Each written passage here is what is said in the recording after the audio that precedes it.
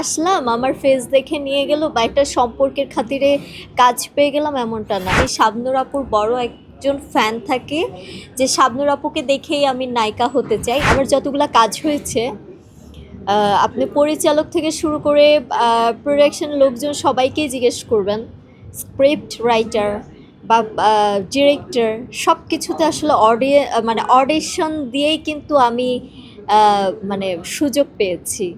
এমনি এমনি কোনো কাজে মানে আসলাম আমার ফেস দেখে নিয়ে গেল বা একটা সম্পর্কের খাতিরে কাজ পেয়ে গেলাম এমনটা না। আমি আসলেই খুব কষ্ট করেছি, যতগুলা কাজ করেছি অডিশন দিয়ে চ্যালেঞ্জ নিয়ে তারপর কিন্তু আমি কাজগুলা করেছি। স্ট্রাগল তো যেহেতু আমার এই ঢাকায় আসলে আমার ফ্যামিলি নেই বা মিডিয়া ইন্ডাস্ট্রিতে আমার কোনো বড় হাত নেই বা মাথার উপর একটা ছায়া থাকে, এরকম কোনো ব্যাপার ছিল না। নিজে থেকেই আসলে নিজের উপর একটা কনফিডেন্স ছিল যে আমাকে পারতেই হবে, আমার সিনেমাতে কাজ করতেই হবে, আমি সিনেমাতে কাজ করবই। এই যে কনফিডেন্সটা, এই যে কাজের যে আগ্রহ, সেখান থেকেই আসলে আমি step by step by step by step theatre, নাটক, মিউজিক ভিডিও এবং জ্যাজে যে আমার দহন সিনেমার অডিশন দেওয়া, ওইখানে সুযোগ পাওয়া, ইফতেখার স্যারের কাছে অডিশন দিয়ে মুক্তি হওয়া এবং সেখান থেকে জ্যাজ মাল্টিমিডিয়ায় ডাক আসে ময়না হয়ে। তো সব কাজগুলো আসলে আমার অনেক পরিশ্রম করে নেওয়া হয়েছে, এমনি এমনি আসলেই পাইনি। বিষয়টা হয়েছিল যখন আমি আজিজ ভাইয়ার সাথে মিট করতে যাই, তখন বলেছিল যে আমাদের, তখনও কিন্তু আমি জানতাম না যে আমাকে সিনেমাতে নেওয়া হচ্ছে।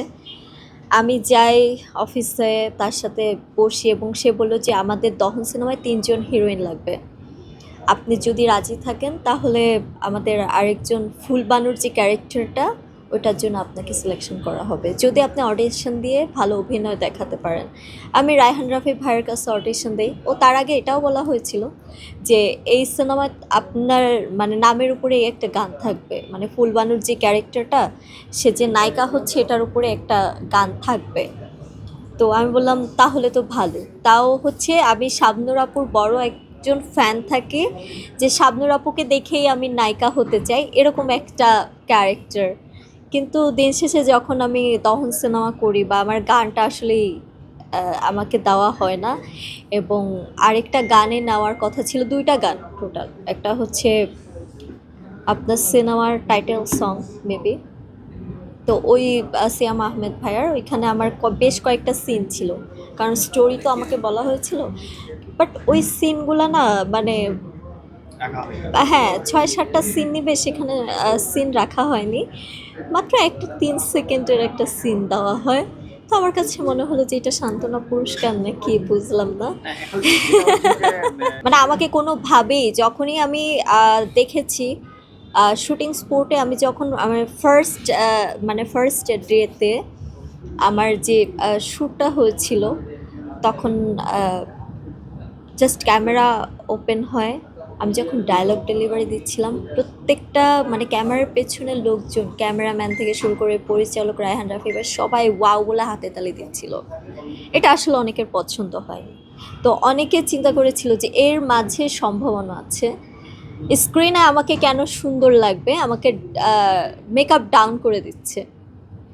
হ্যাঁ, যেখানে আমার ক্যারেক্টার নায়িকা হওয়ার, সেখানে আমাকে সুন্দর না করে অন্য নায়িকার পাশে যেন দেখতে আমাকে খারাপ লাগে, এর জন্য ওই যে ককশিটটা আমাকে দেওয়া হয় না, মানে পাশ থেকে সরানো হয় এবং আমার মেকআপ ডাউন করে দেয়।